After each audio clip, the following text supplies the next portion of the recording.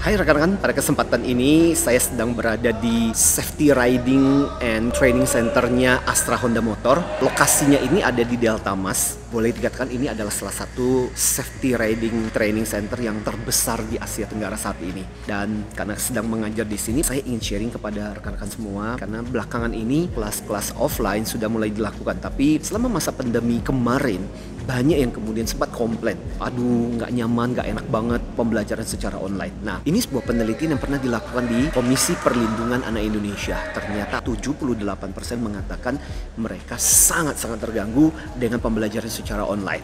Dan 58% merasa bahwa pembelajaran online itu nggak efektif buat mereka.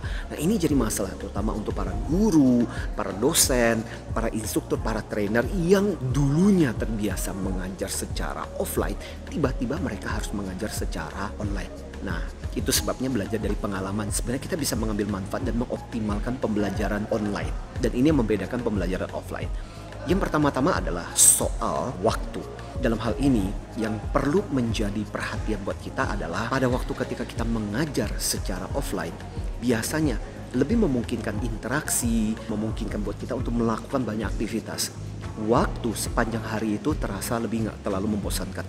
Tetapi waktu ketika kita mengajar secara online, yang namanya perhatian orang itu kan terus-menerus ke kamera, harus ke layar. Jadi sebenarnya capek itu lebih terasa ketika pembelajaran secara online. Nah, karena menyadari tentang hal ini, ada beberapa syarat. Misalnya materi daripada dihabiskan 1 hari misalnya atau setengah hari, tapi kemudian dipecah-pecah menjadi beberapa kesempatan.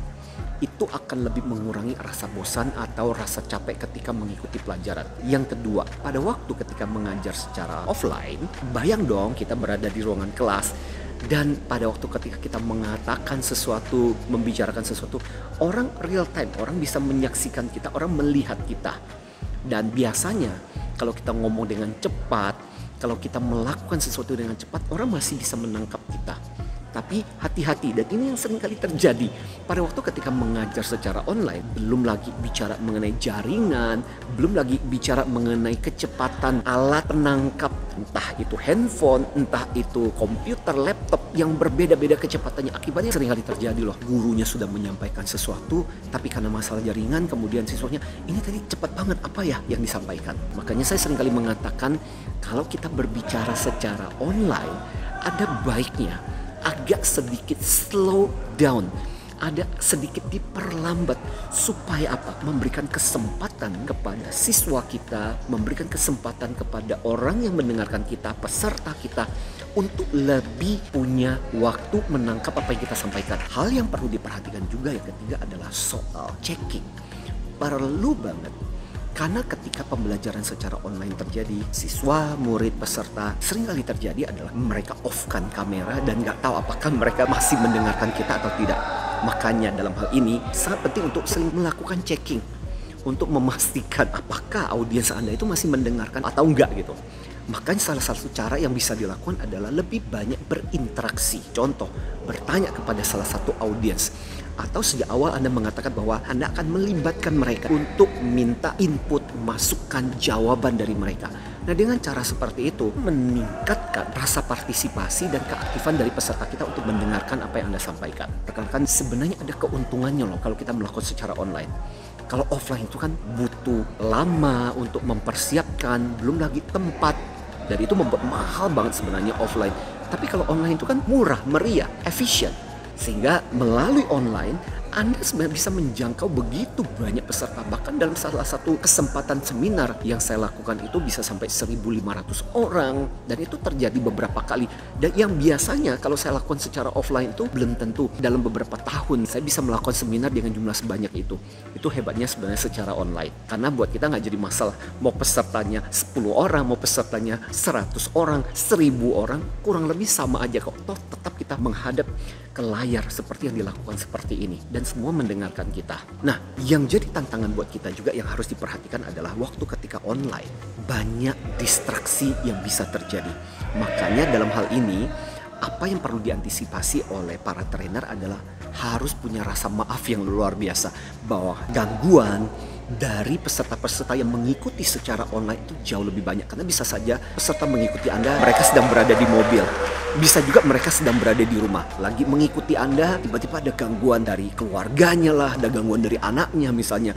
Jadi jangan marah, maklumlah. Dan terakhir yang saya mau sampaikan kepada Anda adalah ketika Anda mengajar secara online, gunakanlah lebih banyak kreativitas yang bisa kita lakukan dengan menggunakan mata, dengan menggunakan audio.